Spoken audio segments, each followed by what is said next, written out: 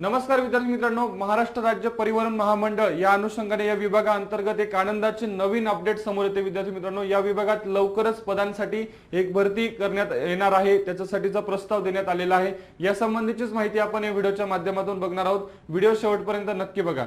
विद्यार्थी मित्रांनो, आजच्याच लोकसत्ता या न्यूजपेपरची आपण बातमी बघू शकतो। एसटीत नव्याने 17,000 पदभरतीचा प्रस्ताव।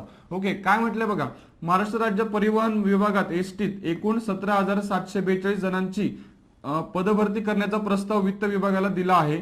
वित्त विभागाची परवानगी मिळताच ही भरती केली जाईल।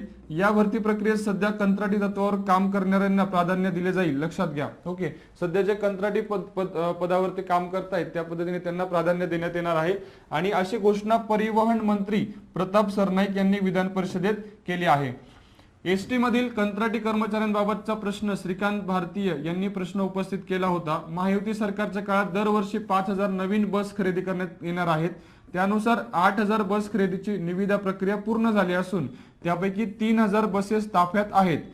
बसेसची संख्या वाढल्यामुळे मनुष्यबळ अपुरे पडत आहे, त्यामुळे कंत्राटी कर्मचाऱ्यांची नियुक्ती करण्यात येत असल्याचे सरनाईक यांनी सांगितले। अतिशय महत्त्वाची बातमी समोर येते विद्यार्थी मित्रांनो, लवकरच एसटी महामंडळामध्ये 17,000 पदांची प्रस्ताव पदभरतीसाठीचा देण्यात आलेला आहे। आणि या अनुषंगाने नवनवीन अपडेट ज्या काही येतील त्या मी या चॅनलवरती तुमच्या समोर घेऊनच येणार आहे। त्यामुळे अशाच माहितीपूर्ण व्हिडिओसाठी या चॅनलला आत्ताच फॉलो करून ठेवा।